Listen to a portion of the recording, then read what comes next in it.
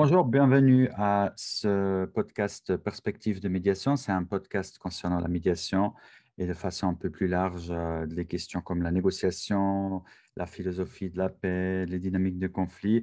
Aujourd'hui, on parle de la médiation par visioconférence. C'est évidemment un domaine qui s'est beaucoup développé depuis la pandémie, mais pas seulement. On connaît ça depuis déjà bien avant. Et pour commencer, j'ai trouvé une caricature sur le web où on voit un médiateur devant son écran, justement. Et sur l'écran, il y a une personne visiblement très fâchée qui dit non, mais même sur Skype, je ne veux pas lui parler. Et le médiateur, dans toute sa sagesse, il répond je comprends. Et si on essayait Zoom? Voilà, donc c'est probablement voué à l'échec, cette démarche-là. Et là, on voit peut-être une première limite par rapport à la médiation en ligne. On en parlera en détail tout à l'heure. Au niveau des contenus, on va faire quelques réflexions par rapport à la médiation à distance, pas seulement visioconférence, mais à distance de façon plus générale. Ensuite, on va parler du travail en tant que médiatrice, médiateur avec Zoom. On parle de Zoom parce que nous, on utilise ce logiciel-là, c'est celui-là qu'on connaît, mais bien évidemment, tout ce qu'on dit, ça s'applique aussi aux autres solutions comme Skype ou autres, avant, pendant et après la séance. Donc, j'ai divisé dans ces trois éléments-là. Et on va discuter à la fin quelques éléments spécifiques par rapport à la médiation en ligne où on doit faire vraiment attention. Donc, l'évolution, chez nous, chez Gamperly Médiation, nous pratiquons la médiation en ligne par visioconférence depuis un moment. On est accrédité chez MIC en Allemagne pour la médiation familiale internationale. Donc, ce sont des médiations dans le cadre de la procédure de la haie qui concerne les enlèvements d'enfants. Et là, évidemment, si vous avez une coparentalité qui doit s'organiser entre la France et l'Allemagne ou entre l'Angleterre et l'Italie. Bien évidemment, là, ça doit se faire souvent en ligne, même si on essaye de se voir physiquement, mais de le faire en ligne, c'est d'un grand avantage. On a une forte évolution depuis la pandémie 2020. Euh, Là, il y avait obligation à certains moments, en tout cas si on voulait continuer à pratiquer, de passer en ligne parce que soit les clients ne voulaient pas venir, ne voulaient pas se déplacer, c'était pas, en tout cas en Suisse, pas vraiment interdit donc on appliquait les mesures de sécurité, mais aussi les tribunaux étaient fermés, donc il n'y avait plus de délégation de médiation et autres. Euh, Là, il y avait vraiment une forte tendance vers la médiation en ligne, au moins pour l'essayer. Euh, et auparavant, vous l'avez probablement déjà pratiqué vous-même si vous êtes médiatrice, médiateur qui n'êtes pas encore passé par la visioconférence. Vous avez certainement déjà eu des échanges par téléphone, voire des phases entières par téléphone, des phases de médiation. Euh, Où moi, j'ai eu une formation où il y avait un Américain, et puis les États-Unis, comme c'est très vaste, pour lui, c'était très naturel de procéder par téléphone. Donc, il faisait des conférences téléphoniques avec les deux parties. Pour lui, c'était totalement naturel de procéder ainsi entre la East Coast et la West Coast. Enfin, on se connecte par téléphone. Il disait même par rapport à la comparaison avec une médiation par visioconférence, il trouvait même mieux par téléphone parce que les personnes sont beaucoup plus concentrées sur la voix et sur ce qu'on dit parce qu'on n'a pas les perturbateurs de l'écran avec les boutons et tout ce qui clignote et autres. Aujourd'hui, il y a tout un domaine qui se développe. On a des organisations qui se sont créées. On a des formations qui sont proposées. On a des accréditations. Il y a le ministère de la Justice en France qui propose des accréditations pour des médiateurs en ligne. Ce n'est pas encore opérationnel, mais il y a déjà un site qui existe qui en parle. Il y avait, je ne sais pas si c'est un décret ou une loi qui est sortie par rapport à ça. Puis là, c'est la mise en place de l'infrastructure pour procéder à ces accréditations-là. On pourra en reparler dans une autre émission. Et au niveau des logiciels, j'en ai vu deux ou trois. Je n'ai pas testé vraiment en détail, mais il y a des logiciels qui disent que c'est pour faire de la gestion des conflits, de la médiation en ligne avec des logiciels. Ce que j'avais vu, c'était surtout la gestion des cas, des dossiers des clients, genre un espace pour enregistrer les fichiers, la gestion clientèle, peut-être la facturation. Mais en tout cas, pour nous, nous, on a tout ça déjà en place. Donc, nous, il n'y a pas de valeur ajoutée par rapport à ça. Donc, pour le moment, moi, je n'ai pas été convaincu par ce genre de solution de logiciel. Alors, quand pratiquer la médiation en ligne, euh, il y a déjà l'essentiel, c'est de dire que peut-être il ne faut pas penser nécessairement à faire une médiation en ligne à 100%. On peut très bien imaginer de faire certaines phases en ligne quand on pense aux phases qui sont plutôt techniques, hein, l'explication de la médiation ou peut-être à la fin pour ficeler un accord, un papier. Si les accords sont déjà faits, là, c'est peut-être plus facile de faire en ligne. C'est vrai que les phases qui sont plus dans l'approfondissement ou pour la roue de Futak, vraiment beaucoup sur les émotions, euh, là, c'est probablement avantageux de faire en séance présentielle, même si ce n'est pas exclusivement nécessaire, on en parlera. Mais je dirais en fonction des phases, on peut très bien passer une fois sur une médiation par visioconférence si on a déjà fait une partie en présentiel ou vice-versa. Je pense par exemple à la première phase où vraiment l'objectif aussi, c'est de gagner la confiance déjà pour les parties envers le médiateur, la médiatrice et évidemment aussi le processus de la médiation. Là, c'est peut-être plus facile de le faire en présentiel, par exemple. Donc, on peut avoir une approche mixte, présentielle, virtuelle. C'est aussi certainement en fonction du domaine et la nature du conflit. On pense à des situations très compliquées, ça peut être des situations pénales. On imagine une situation avec harcèlement sexuel ou pire, où la victime ne veut pas être dans la même salle comme l'auteur. Ça peut être un autre conflit familial où c'est compliqué pour les personnes de se voir, peut-être au début, hein, peut-être après 2, 3 séances en ligne, elles sont prêtes à se voir dans une séance ensemble en présentiel. Euh, j'ai moi-même eu une telle situation où l'une des deux parties, et là, ça fait déjà beaucoup d'années, on n'était pas du tout équipé pour la médiation par visioconférence, et puis on a fait en navette. Aujourd'hui, je pense ce cas-là, on aurait pu le faire pas en navette, mais à trois, par contre en ligne, plutôt que dans notre cabinet de médiation. Il y a aussi la question du style de médiation. Si on regarde par exemple selon Riskin, donc Riskin, il donne un schéma sur lequel certainement on va faire une fois un podcast où il définit le style de médiation entre étroite ou large par rapport à la définition du problème. Est-ce que je définis le problème à résoudre de manière très étroite ou de façon très large? Est-ce que j'élargis, hein, si c'est un problème, on va dire, sur un élément du contrat entre deux entreprises, est-ce qu'on va élargir et parler des relations générales, des projets qu'ont les entreprises? Est-ce qu'il y a un gagnant-gagnant quelque part qu'on n'a peut-être pas vu en parlant justement du conflit de façon étroite? Ou sur l'autre échelle, après, c'est l'évaluatif. Est-ce que le médiateur il est plutôt évaluatif, ça veut dire, on pourrait dire directif si vous voulez, ou elle est plutôt facilitative, ou si on veut, transformative. Donc, si vous êtes dans une médiation qui est plus étroite et évaluative, donc étroite dans la définition du problème et évaluative, c'est-à-dire un peu plus directive, là, c'est peut-être plus simple de faire en ligne que si vous êtes vraiment dans la transformation des émotions, des réalités, et avec une définition large du conflit. Là, je pense que le présentiel se prête mieux. On a aussi le contexte, les besoins des parties, l'âge, hein. Évidemment, avec les jeunes, c'est plus simple de faire en ligne. Euh, pour permettre une intervention rapide aussi. On imagine une médiation où on a besoin de se voir rapidement parce qu'il y a un délai qui vient de tomber ou qu'on a besoin de clarifier quelque chose. Et puis on est, par exemple, le mercredi matin, il faut régler ça vite. Bah, peut-être on trouve une demi-heure mercredi après-midi où chacun peut se connecter depuis son bureau, depuis la maison, et puis c'est une affaire vite réglée. Donc c'est une séance qu'on ne pourrait pas faire en présentiel.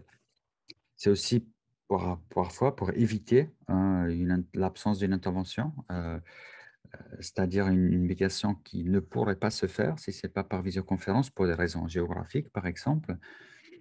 Et mieux vaut faire par visioconférence que ne pas la faire du tout.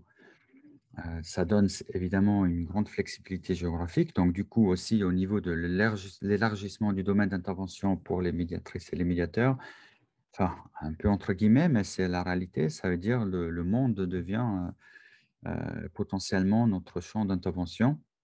Et ça pose évidemment la question de la concurrence. Si vous avez après si vous êtes dans un pays comme la Suisse, où on est plutôt à des tarifs plutôt élevés par rapport au reste de la planète, si vous avez des personnes qui viennent d'autres pays qui peuvent en fait faire les médiations qui sont chez vous, personnellement, je me fais pas beaucoup de soucis parce qu'il y a pas juste l'intervention, même si c'est un médiateur, une médiatrice de très haute qualité, il y a la connaissance du terrain, la connaissance des institutions, des lois. Il y a beaucoup de choses qui vont avec. Ce n'est pas seulement la technique de médiation pour être un bon médiateur pour les personnes concernées. Et c'est évidemment un gain de temps, hein, si vous vous connectez au lieu de faire une demi-heure de route, aller, une demi-heure retour pour une heure de séance. Évidemment, c'est un grand gain de temps. Et puis, là, c'est vrai que la technique nous permet beaucoup de choses. Ici, pour les personnes qui nous voient en vidéo sur YouTube, un médiateur avec deux grands écrans et évidemment, on s'approche, si j'ose dire, presque on s'approche de la réalité. On ne voit pas les pieds, évidemment, on parlera tout à l'heure, c'est ça une des limites essentielles. La moitié du corps, on ne la voit pas, mais on peut avoir vraiment une proximité avec la réalité assez importante pour des médiations en ligne. Alors, à quoi faire attention quand on fait des médiations en ligne? Donc là, on passe vraiment au concret. Il y a certaines choses à voir avant, pendant et après la séance. Donc, avant, ce qui est évidemment très important, c'est d'assurer les exigences technologiques. Il faut que les personnes aient une bonne connexion Internet, une caméra, un microphone. Et je ne dis pas juste une bonne caméra, mais dans certains cas, ça m'est arrivé, il faut une caméra tout court. Hein, des personnes qui vous disent: «Ouais, non, mais moi, je n'ai pas de caméra». C'est un peu embêtant quand même. Un microphone, donc c'est toujours mieux aussi de faire sur ordinateur plutôt que sur smartphone parce que la visualisation n'est pas du tout la même. Et par rapport aux caméras et aux microphones, c'est mieux d'avoir des microphones et caméras externes. On a parfois des solutions intégrées dans l'ordinateur, surtout pour les portables. C'est toujours moins bien que d'avoir un microphone ou une caméra externe. Elles sont toujours de meilleure qualité. C'est important aussi d'avoir un plan de secours, au moins un numéro de téléphone pour savoir où est-ce qu'on peut se joindre au cas où, si en plein milieu de la séance, la connexion coupe. Enfin, qu'est-ce qu'on fait? Peut-être l'un n'arrive plus à se connecter, ou au moins qu'on puisse appeler puis échanger pour, mais qu'est-ce qui se passe? Est-ce qu'on finit pour aujourd'hui, on termine pour aujourd'hui ou pas? Pour pouvoir, discuter un minimum, ça c'est important. Il faut assurer le calme pendant la séance, pas d'enfants, pas de chats, hein,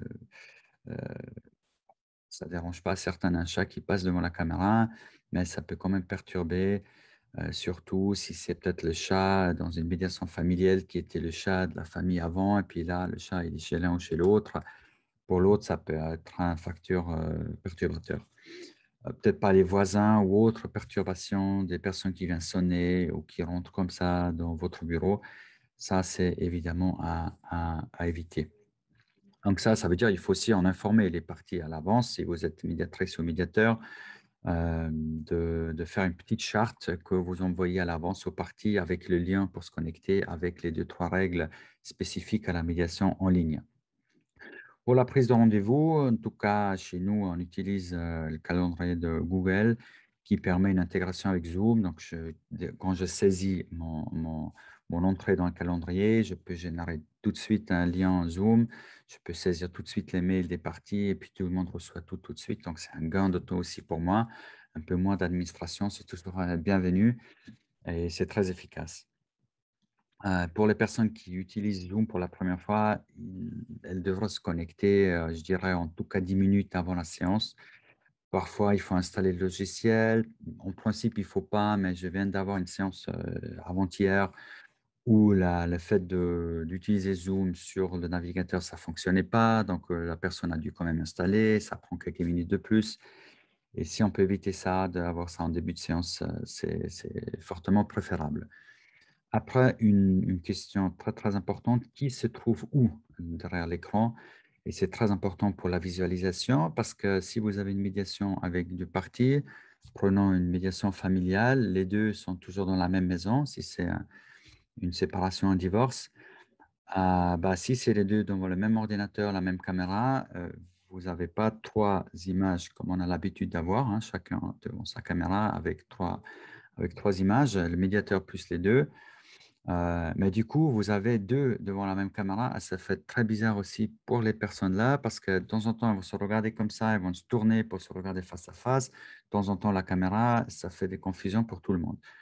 Donc ça, c'est à éviter. Et nous, clairement, si on a des médiations avec des personnes qui se trouvent au même endroit, chacun son ordi, chacun son compte, chacun sa caméra. Ça, pour nous, on pratique comme ça et pour nous, c'est très important.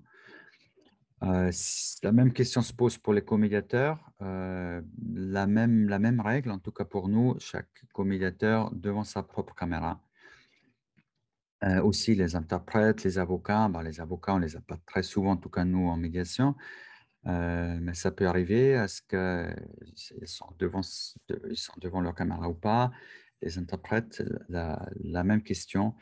Les interprètes, on peut imaginer de les avoir sur la même caméra comme l'une des parties. Les avocats, peut-être aussi. Enfin, ça, c'est vraiment, là, je pense, c'est vraiment un peu au feeling, à la pratique de chacun et chacune. Est-ce qu'on fait ça depuis le bureau, depuis la maison, depuis le café Internet? Enfin, comme on a dit, il faut que ce soit un lieu calme, mais c'est important d'attirer l'attention des parties là-dessus. Où seriez-vous? Est-ce que c'est au bureau? Est-ce que vous allez avoir vos collègues qui rentrent? Je ne sais pas, un téléphone qui sonne, ça c'est important. L'arrière-plan, important aussi dans la mesure où c'est vraiment une question de style. Ceux qui sont sur vidéo, ils voient chez nous ici. Nous, c'est vraiment ça, c'est mon bureau comme il est, avec un petit tableau, deux tableaux de mes filles. On a beaucoup de nature là chez nous, enfin, un bâtiment derrière, un arbre. Voilà, moi j'ai décidé de ne pas mettre un fond d'écran ou caché. C'est comme ça chez nous. Ça fait peut-être partie aussi de la transparence. Et en plus, je trouve que c'est beau, les tableaux, l'arbre. Donc voilà, moi je fais comme ça. J'ai décidé de faire comme ça. Mais évidemment, j'ai fait cette réflexion-là.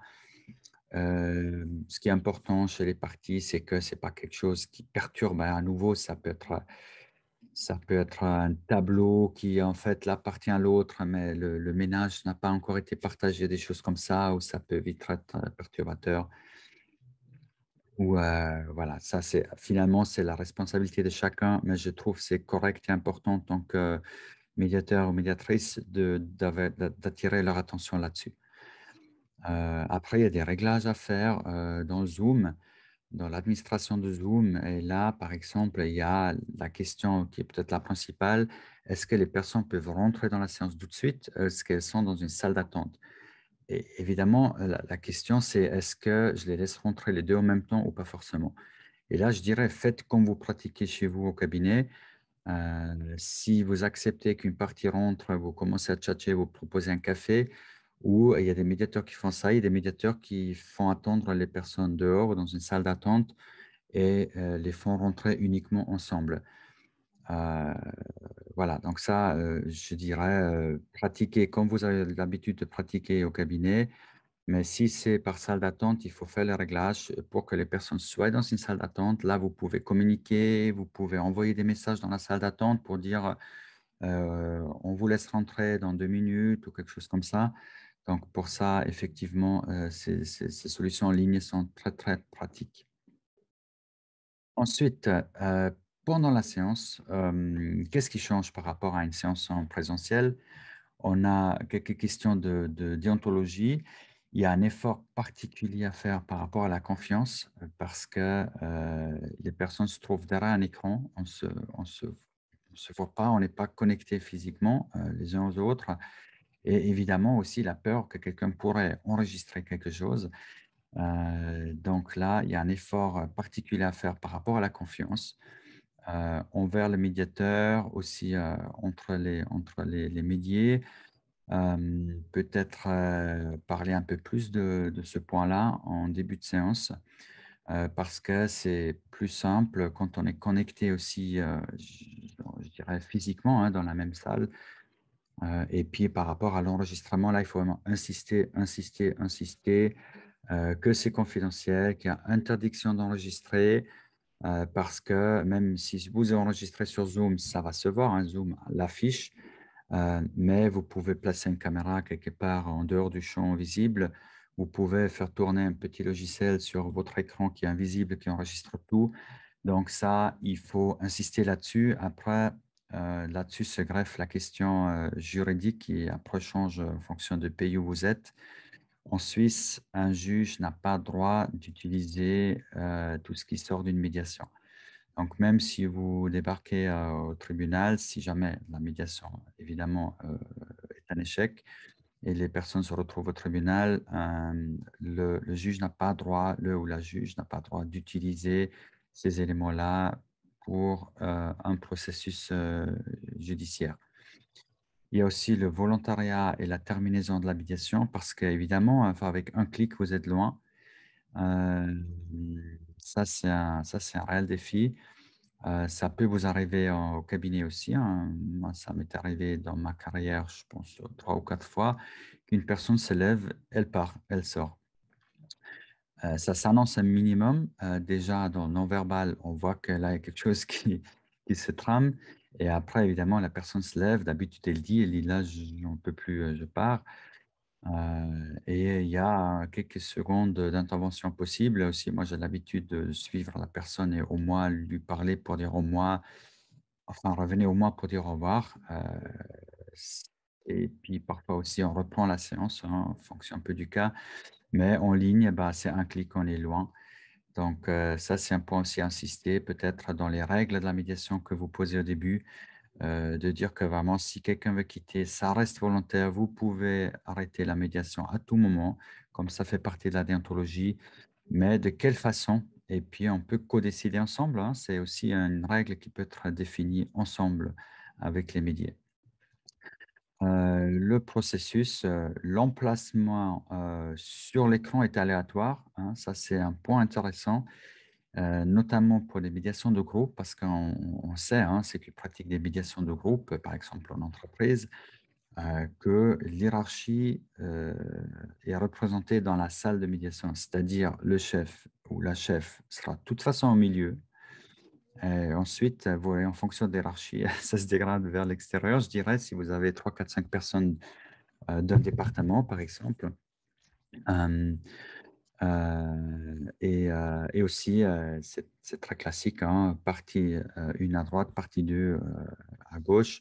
Si vous laissez les personnes des médias s'asseoir comme ils veulent, c'est clair que tout ça, ça va se refléter automatiquement. Et là, moi, j'ai l'habitude plutôt de mélanger, ça dépend un peu du contexte, mais ça, sur Zoom, il n'y a pas besoin parce que tout l'emplacement est aléatoire, hein. Vous ne savez pas qui sera positionné où. Depuis une des dernières versions Zoom, vous pouvez vous-même bouger les maquettes. Vous pouvez, le visuel de partie 1, vous pouvez la bouger à droite ou à gauche ou en bas, comme vous voulez. Vous-même, en tant que médiateur, médiatrice, si vous êtes à l'aise, vous placez au milieu des deux. Tout ça, c'est possible avec Zoom depuis une dernière séance mise à jour. Par contre, ça s'applique que chez vous, hein. Ce n'est pas chez les autres que ça va être visualisé comme ça, c'est que chez vous. Donc, chacun doit mettre ça ainsi individuellement pour son écran. Pour le processus, évidemment, il n'y a pas possibilité de signer des documents. Ce qu'on fait dans la dernière séance, une fois on est tous d'accord, on revient pour voir la convention ensemble, on la signe. Ça, évidemment, en ligne, ce n'est pas possible. Il faut procéder par envoi postal ou autre solution. Et ça, c'est en ce qui me concerne en Suisse, vraiment, j'attends en principe les autorités là-dessus pour trouver des solutions, pour faire des signatures en ligne. Il y a une possibilité de signature en ligne. Moi, j'utilise un service qui s'appelle scribble.com qui permet de faire des signatures après validation dans un shop à Lausanne.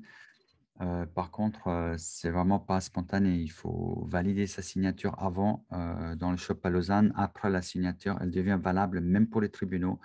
En tout cas, en théorie, je ne sais pas si un tribunal acceptera une telle signature en réalité. Est-ce qu'elles sont au courant? Et puis en plus, puisque c'est une signature électronique, est-ce qu'il faudra la soumettre électroniquement ou est-ce que si j'imprime la signature, enfin, vous voyez, il y a plein de questions qui se posent là autour. En réalité, ça ne marche pas ou pas encore et on espère qu'il y aura des avancements là-dessus rapidement. On est fatigué plus rapidement avec l'écran, avec les choses qui clignotent à gauche et à droite, avec le fait que je ne vois pas que les autres, mais je me vois aussi moi-même, hein. C'est aussi un avantage. On y viendra tout à l'heure, mais disons, le cerveau est plus sollicité que dans une séance au cabinet. Donc, on est fatigué plus vite. Et là, évidemment, il faut faire plus de pauses. Pourquoi pas faire une petite pause, rien que pour aller prendre son café après 30 minutes, 45 minutes avant d'entamer la deuxième partie.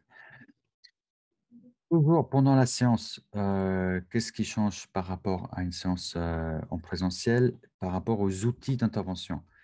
Très concrètement, évidemment, on a beaucoup d'utilité, beaucoup d'outils sur un outil comme Zoom. Euh, on peut par exemple échanger par chat, hein, par exemple entre les comédiateurs et en chat privé, c'est-à-dire il n'y a que les comédiateurs qui voient. Mais attention, c'est quand même dangereux parce que si vous cliquez mal votre bouton, ça va s'afficher chez tout le monde. Donc là, c'est quelque chose où il faut faire attention.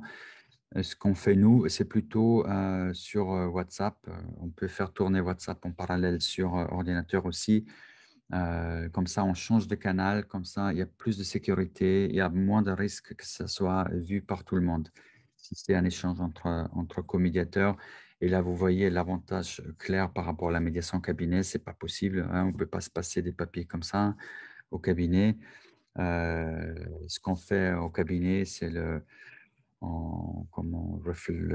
reflecting team, comme on appelle ça en anglais, donc l'équipe, on va appeler ça réfléchie en réflexion, c'est-à-dire de façon transparente, on parle avec l'autre comédiateur, hein. Est-ce que toi, tu as prévu de faire autre chose? Comment tu procéderais toi? Et ça, devant les parties, hein, il n'y a aucun souci de faire ça. Ça, c'est dans les techniques de la comédiation. L'avantage d'en ligne, c'est qu'on peut échanger certaines choses de façon totalement privée. On se voit soi-même à l'écran. C'est un avantage dans le sens que je vois comment je suis potentiellement perçu par les autres, mais ça peut être perturbateur aussi. En tout cas, on voit très bien quand on se fâche, on voit son propre visage, comment il est quand on est fâché. Donc, peut-être que les personnes se fâchent un peu moins. C'est pas forcément un avantage parce qu'on a besoin aussi des émotions dans la médiation. Mais en tout cas, c'est un point à savoir, à prendre en compte. Les parties sont forcément face à face. Encore, elles ne peuvent pas se détourner, hein. Parfois, on voit dans des médiations en cabinet, les parties sont plutôt tournées vers le médiateur et puis à un certain moment, c'est d'ailleurs un signe important que la médiation avance dans le bon sens, les parties se tournent vers eux et se parlent directement. Ça, en ligne, vous êtes d'office face à face. Le problème, c'est qu'il y a un regard unilatéral, hein, dans les yeux. De toute façon, je regarde la caméra, de toute façon, tout le monde se regarde dans les yeux, mais je ne sais pas que celui qui regarde, est-ce qu'il me regarde moi ou voilà. On a l'impression que, mais pas la certitude. En cabinet, vous avez la certitude, quelqu'un me regarde dans les yeux, il me regarde dans les yeux, il n'y a pas de fausse interprétation possible. Il y a moins de langage non verbal, bien sûr, euh, parce qu'on a seulement la moitié du corps. On a la poitrine, la tête, on n'a pas les jambes, les pieds. Et il y a des médiateurs qui médient avec les pieds, si j'ose cette expression-là. Donc, je reste connecté avec un pied vers la personne avec laquelle je ne parle pas actuellement pour rester connecté. Et je parle à l'autre ou la jambe, hein, on pointe en direction de la personne avec laquelle on n'est pas en train de parler. Ça garde une connexion avec elle. Tout ça en ligne, vous ne pouvez pas le faire. Les mouvements de pied, tout ça, pour voir est-ce que quelqu'un est nerveux, quelqu'un pointe les pieds vers la porte, ce qui peut vouloir dire qu'il a envie de partir. Tout ça, évidemment, on ne le voit pas. On a aussi l'absence des odeurs. Il y en a qui disent que c'est un avantage parce que je ne sens pas les mauvaises odeurs. Moi, je rajouterais pour dire que ça vous empêche aussi d'avoir des parfums, dans le sens positif, hein, qui font une ambiance positive pour une séance de médiation. Et il n'est pas possible, ou en tout cas beaucoup plus difficile de faire des jeux, hein, par exemple des cartes, hein, jouer avec des cartes et chacun prend une carte pour exprimer une émotion. Il y a des moyens de faire ça en ligne, mais c'est beaucoup plus compliqué. Vous devez les afficher, changer d'écran, etc. Donc là, il y a des limites claires ou des constellations systémiques, hein, se positionner dans la salle. On peut faire certaines choses avec des outils comme Monty.com qui permet une visualisation. Les gens, ils cliquent, ils font par exemple une échelle de 1 à 10 et ça sera visuellement affiché. Hem et disons, ce qui manque là-dedans, clairement, c'est l'aspect un peu physique et disons tout ce qui est la kinésique, hein. Il y a pas de corporel, hein, ça manque, ça reste du virtuel. Alors qu'on sait que le corps, l'impact sur le corps quand je bouge, l'impact sur mon attitude, tout ça, c'est très, très important et tout ça, bien sûr, on l'a pas en médiation, virtuelle. Alors, qu'est-ce qu'on gagne avec Zoom en plus? Les outils, on peut faire les sondages, ça c'est plutôt pour des médiations de groupe, hein, en 2 à 2. On n'a pas beaucoup besoin de sondages, mais c'est une possibilité. On peut partager les écrans, hein, on peut vite chercher quelque chose en ligne, l'afficher, partager avec tout le monde s'il faut faire une recherche sur quelque chose. On peut faire des annotations avec des petites flèches, des trucs sur un écran partagé. Ça, c'est peut-être, ouais, c'est plutôt rare qu'on l'utilise, mais qui sait. Les interactions, il y a un pouce qu'on peut mettre, des applaudissements, on peut faire un symbole pour demander d'accélérer ou de ralentir. Ça, c'est aussi plutôt des gadgets, mais voilà, ça existe. Les caucus, là, c'est un véritable avantage. Vous pouvez vous mettre en caucus vraiment confidentiel et protégé à tout moment très vite. Vous mettez les chambres, vous dites qui va dans quelle chambre et ces personnes-là seront séparées. Donc, vous allez être, si vous faites, par exemple, si vous voulez vous consulter avec votre comédiateur, votre comédiatrice, il faut savoir si vous voulez laisser les deux médier seuls dans une chambre, mais vous pouvez le faire très vite et revenir aussi tout de suite.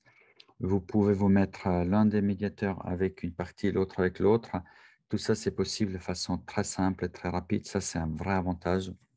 Il y a le travail collaboratif sur les documents. Vous pouvez annoter des documents, comme je l'ai dit, vous partagez un document Word d'une convention, chacun peut faire ses commentaires, on voit tout de suite ce qu'on écrit.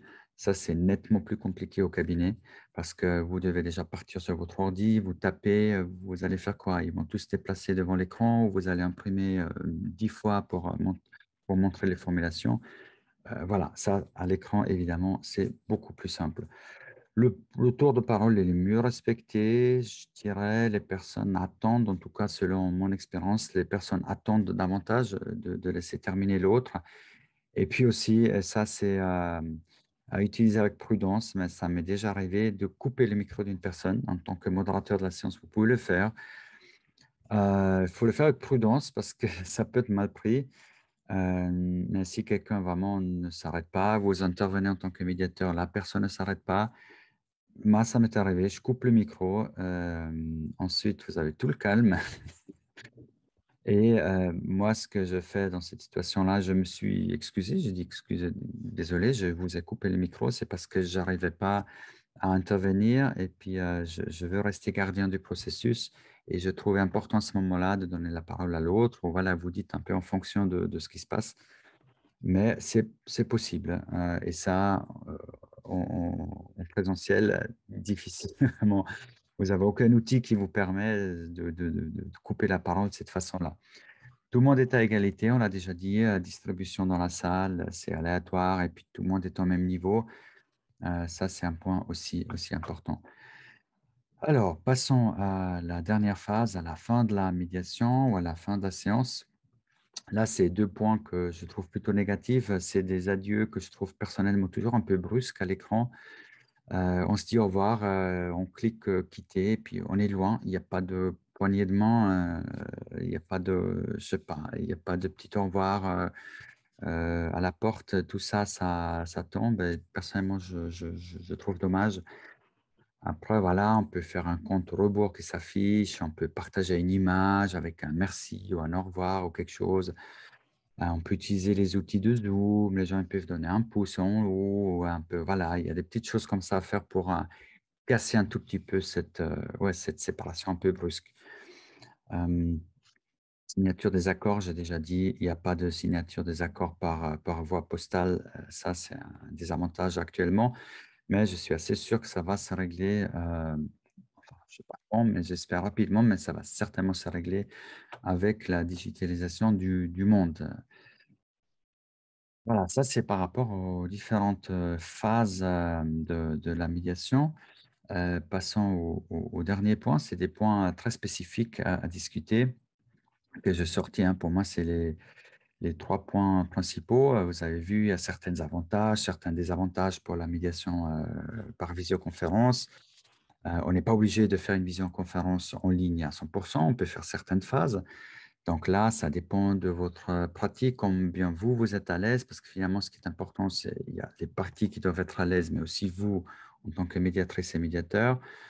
Euh, Soyez à l'aise, faites comme vous le sentez, regardez si les parties sont à l'aise, et puis là, faites comme c'est praticable, soyez pragmatique par rapport à ça.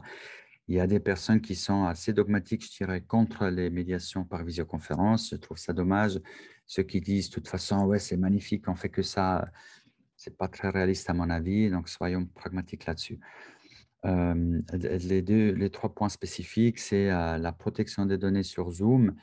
Ça a un peu changé entre-temps. Il y avait au début, avec Zoom, hein, Zoom, c'est une entreprise qui existe depuis longtemps, mais évidemment, elle a eu un succès fulgurant avec la pandémie du Covid. Il y avait beaucoup, beaucoup de discussions assez négatives par rapport à la protection de données. Et à ma connaissance, ils ont quand même beaucoup corrigé ça. Ça, c'est à vérifier par vous-même. En tout cas, pour moi, j'ai l'impression qu'ils ont corrigé suffisamment pour utiliser Zoom maintenant en ligne. Le décryptage, c'est fait comme ça doit se faire. Il y avait eu des histoires, je crois, de vente de données à d'autres plateformes. Ça a arrêté, si je suis bien informé. Et n'oublions pas, ce genre de critiques par rapport aux solutions en ligne, elles sont justifiées. Il faut les prendre au sérieux, il faut les vérifier. Mais n'oublions pas que la protection de données dans votre cabinet n'est pas non plus à 100%. Vous pouvez avoir un cabinet mal isolé, quelqu'un de l'autre côté qui vous entend, quelqu'un qui pointe à la porte, un médier qui amène un micro que vous ne voyez pas. Enfin, vous avez à peu près les mêmes problèmes. Et à nouveau, soyons bien, assurons tout ce qu'il faut assurer, mais soyons aussi pragmatiques. La confidentialité, justement, et là, l'enregistrement, là, il faut vraiment faire attention, il faut vraiment insister là-dessus, je le dis. Ça, c'est peut-être la grande lacune parce qu'on peut enregistrer très facilement tout ce qui se passe à l'écran sans que les autres personnes le sachent. Là, il faut vraiment insister là-dessus. Pourquoi? Parce que la confidentialité, c'est quand même l'élément clé pour la confiance des parties envers le médiateur et le processus. Ensuite, c'est la confiance qui est vraiment un élément crucial pour le succès de la médiation. Donc, ça va en cascade, hein. Confidentialité crée confiance, confiance crée succès de la médiation. C'est pour ça, au bout de la chaîne, en début de la chaîne, la confidentialité, il faut faire très, très attention. On l'a mentionné, le dernier point, langage non verbal, contact oculaire. C'est un peu particulier parce qu'il y a des gens qui ne regardent pas forcément dans la caméra, comme moi, je regarde plus l'écran plutôt que la caméra, comme je le fais maintenant pour ceux qui sont sur vidéo. Je regarde mon écran, donc je ne vous regarde pas forcément dans les yeux. On ne sait pas l'autre qui regarde, est-ce qu'il me regarde dans les yeux ou pas, justement. Il y a le langage non verbal qui manque en partie. Certains médiateurs qui pratiquent en ligne disent aussi, en fait, le langage non verbal, le visage est plus proche et plus clair. Évidemment, ça dépend de votre écran, ça dépend de la caméra de l'autre, mais c'est vrai que si vous avez une bonne caméra, vous avez un grand écran, c'est vrai que le visage, il est tellement proche, tellement clair, on voit peut-être même plus au niveau du langage non verbal sur le visage, en tout cas. Voilà, en guise de conclusion, déjà, merci pour votre attention. La médiation en ligne se pratique de plus en plus. Donc, nous, chez Gameplay Médiation, on l'avait pratiqué déjà avant la pandémie, mais nous la pratiquons beaucoup plus depuis. On fait beaucoup de bonnes expériences. Il y a aussi eu des fois une médiation où les personnes refusent de se voir. Donc, on fait en ligne parce que finalement, c'est la seule solution. Mais on est arrivé aussi, en tout cas une fois à un stade où je dis, écoutez, là, il faut qu'on puisse se voir en présentiel. Moi, je ne le sens pas en ligne. J'ai l'impression qu'on peut mieux avancer en présentiel. Il y a aussi ça, c'est la responsabilité du médiateur, de la médiatrice pour le processus. Mais en tout cas, nous, c'est un outil qu'on va utiliser à l'avenir de plus en plus certainement. Nous, ça élargit notre domaine d'intervention, ça nous donne des outils supplémentaires. Pour nous, c'est vraiment bénéfique Et quand une situation ne s'y prête pas, on ne l'utilise pas tout simplement. Et je crois que c'est probablement la meilleure solution, la meilleure conclusion à appliquer pour la médiation en ligne.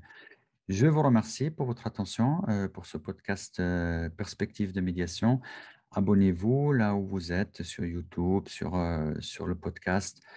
D'autres émissions vont suivre. Si vous avez des propositions de thèmes qui vous tiennent à cœur, écrivez dans les commentaires ou écrivez-nous un mail. Si vous avez des propositions pour des interviews, c'est toujours aussi avec plaisir si c'est un sujet passionnant. Et on se revoit très, très bientôt sur le prochain webinaire. Je vous remercie et à bientôt.